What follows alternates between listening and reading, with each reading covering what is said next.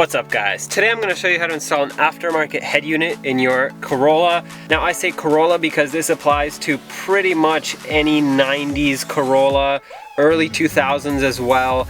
This is a 1995 Toyota Corolla. However, the process will be very similar in most Corollas, and after you get this dash panel off, the process will be identical in most Toyotas of this age.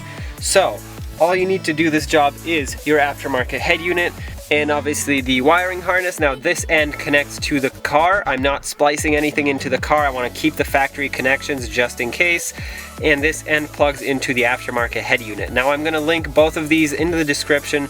Obviously this end comes with the head unit, but I will also link the head unit in the description. And I will also link these two adapters in the description, and these are universal Toyota adapters. So let's get started. In my case, I have this tape here because super old school. All you need to do this job is simply a screwdriver. That's it. That's all you need. Alright, so before we get going on this and start disassembling everything, I'm going to show you how to connect these wires. Now these are already connected here because the clip that you're about to see I shot last night because it was dark out, so I couldn't show you this. But have a look at that clip and see what I did here. As I'm going to point out, there are multiple ways to connect these. Pick the way you want to go, whatever suits your case the best, and we'll go from there. I'll see you in a few minutes. Alright, so here we have the two connectors that we need to join.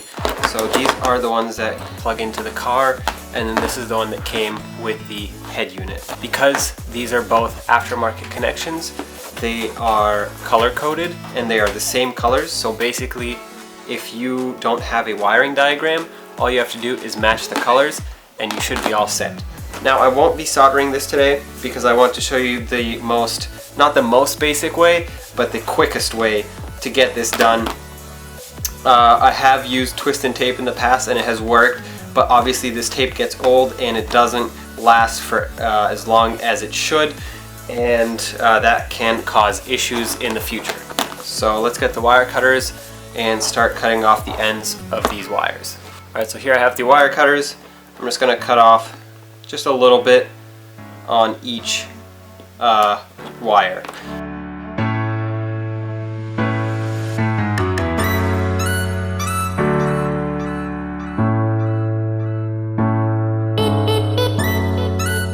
Alright, so next what you want to do is you want to find the appropriate size shrink wrap if you decide to do what I'm doing and shrink wrap them.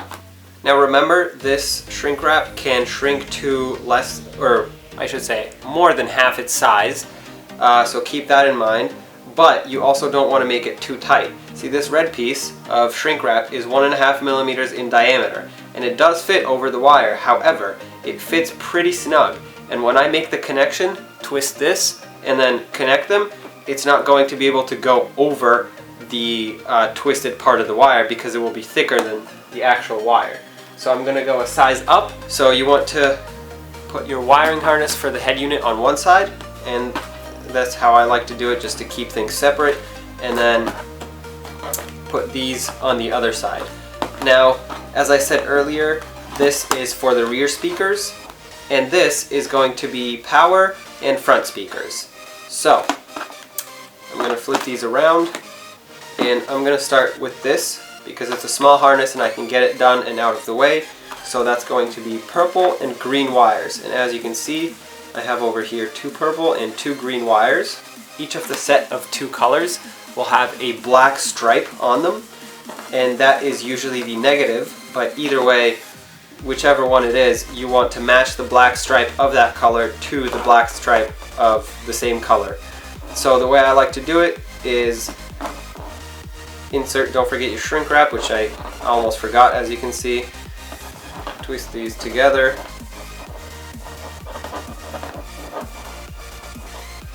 Fold it over. Twist it a couple more times. Straighten it out, and moment of truth, it does slide over. It's a little tight, so I may not do the double twist because I do want these to stay. I do want this heat shrink to shrink very tightly around the wire since I'm not soldering it. And then what you want to do is you take a lighter with a very small flame and quickly go across it until you see it shrink.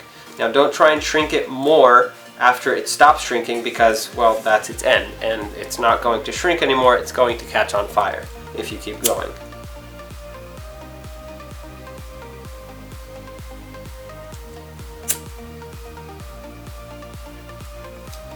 And there you have it. And then you just repeat the process for every single wire on here.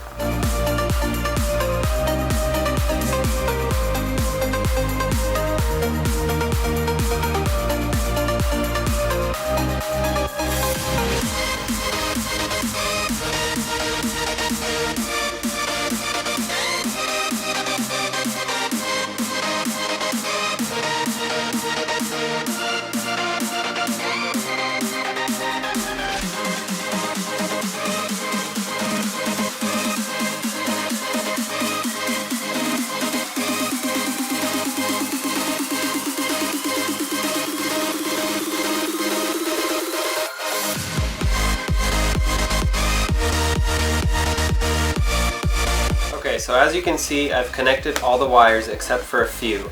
I have left over this black one, this yellow one, and the same on this side, but I also left these two blue wires not connected because the aftermarket head unit, and it's going to be like this in most cases, they have a blue wire which is for the power antenna. However, it also has this blue and white striped one. Because it's an aftermarket head unit, people usually add aftermarket amplifiers for their speakers. And this allows the amplifier to turn on when the radio turns on, or when the head unit turns on. Now, this blue one without the white stripe does do both, so you can just connect it this way. But, so what I would do is, if you do plan on getting an amplifier, I would just connect this blue one, no stripe, to the blue one with no stripe. That will tell the power antenna, if there is one, to turn on. If there isn't one, you can just simply ignore this. And if you do get an amplifier, then take the blue and white wire and connect that to your amplifier remote turn on, is what it's called. It's basically just a very weak 12-volt signal that tells the amplifier when to turn on and when to turn off from the head unit. Now again, I've checked all my wires. I made sure that they're all protected, insulated. And then I'm going to start with one pass of the electrical tape. Double check that everything is lined up, everything is straight, and then I'm going to keep going. Now you don't have to go crazy with this, and this is, at this point, it's all personal preference. I like to only wrap the middle and stop somewhere around here, and then go back over, wrap it a second time. The electrical tape is stretchy, so you want to take advantage of that and stretch it a little bit, not too much, because then it might back off over time as it heats up behind the dash. And you want to just stop right about here. You can wrap the whole thing, but you also want to keep it bendable, because this is now longer than your stock harness, and you're going to have to bend it in specific ways to make it fit behind the new head unit. Now that you're done wrapping, just cut off or rip off the electrical tape, and you're all done. Alright, so when you look under the dashboard panel, or this trim panel, you'll see two screws, one right here, one right here. Those are the ones you're going to have to remove, and you will also have to pull out these little tabs right here that adjust the climate control, as well as the AC button. But if you can't pull it out, no worries, this will come out with the panel when the panel comes off. So now you want to gently pull down and out on this. You might want to remove the ashtray just to give you more access to pull, and then grab from down below and then gently pop it out. Now there are a few things to disconnect here. I'm actually going to leave them in place. I'm just gonna let this hang here. Next, what we want to do is remove these clips right here, or these tabs. I'm gonna store them right here, and then what you want to do is gently pry out on this big panel here. It might be a little difficult at first, especially if you're removing it for the first time, but just be careful and gentle and it should eventually pop right out. Now there are some connectors on this side, so be careful, don't pull too much on it. And let me show you what I'm talking about. And the connectors are for the rear defroster, if you have one, the hazards, and your time, your clock. So what you want to do is grab the connector, push down on the lock tab, pull it out, and repeat the process for all three.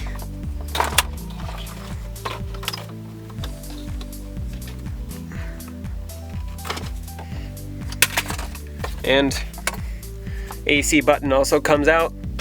It'll fall out of here, so just be careful. Don't lose that. Alright, so what we have here is the head unit and the climate control. We take our same screwdriver again, and there are 4 screws.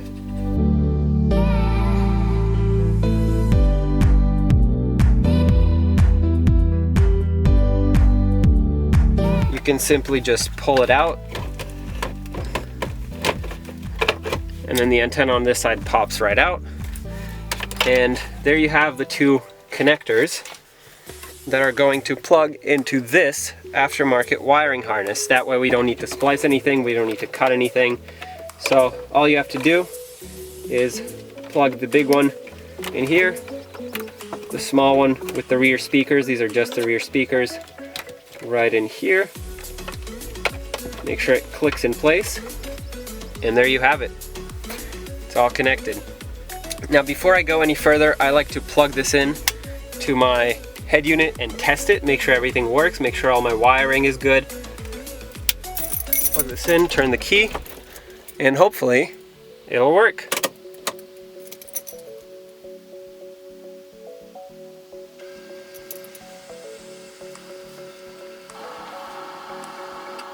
There you have it. It works. Alright, so now I'm going to connect my phone, and because I don't want to play the radio because, well, you know, YouTube copyright. I'm going to connect my phone because it has Bluetooth and play a non-copyrighted song so I can test all 4 speakers. I like to single out every single speaker to make sure that I got my lefts, rights, rears, and fronts correctly wired. Otherwise, it might sound really weird or it might just be completely messed up. Alright, so let's test the left, right, rear, and front settings. Don't worry.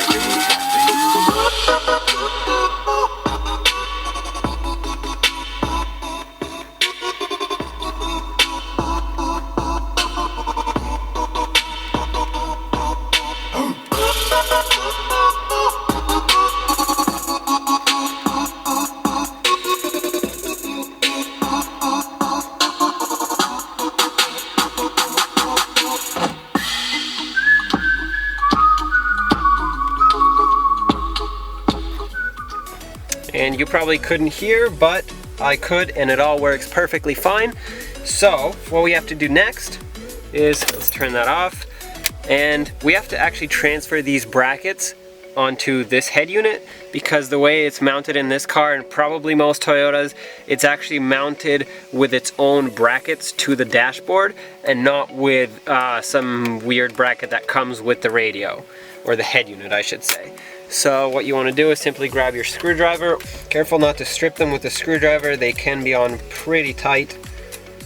And so I would do them one side at a time, that way you remember which side is which. So I took this off of the left side, or sorry, the right side. See, I do one side at a time and I still mess it up. But basically you want to match holes here with just any holes that match. You want to match up with the head unit. So like right here, 2 holes seem to match, that one and that one. So that's perfect. Let's put those in. Alright, so match these up. You want to start the screws or the bolts by hand. Make sure you don't cross thread them because that would not be good. And then you want to just snug them up with the screwdriver.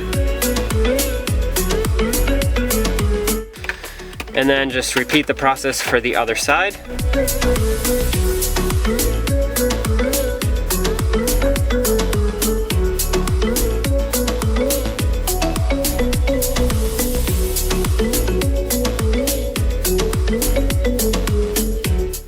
Alright, so once you have this in, now if you have a USB that comes out the back, don't forget to route it somewhere. In my case, I don't think I'm going to use the USB, so I'm just going to leave it here. Go ahead and line this up. It has two little tabs here that are molded into the dashboard that will guide this in place. And get your screws and your screwdriver and tighten this up.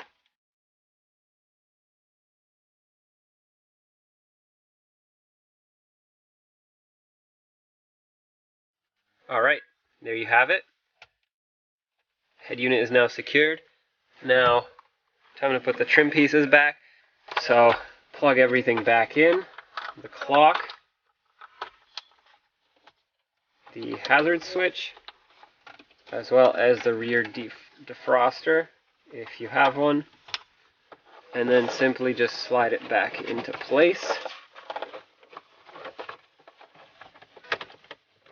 And then this should just snap right in. Once you find its pins, it has to line up with all the pins and everything. Push the wires back, tuck them behind the head unit, make sure that they go in all the way. Alright, so for some reason, if it's not going in, just make sure that these heater control or climate control tabs are lining up. There we go. And make sure it snaps in. So, time to put this bottom panel on.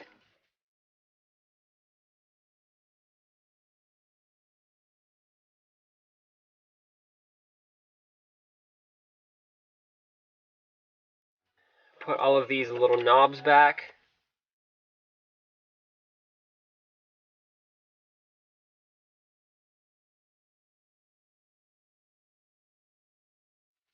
And there you have it. Head unit is installed.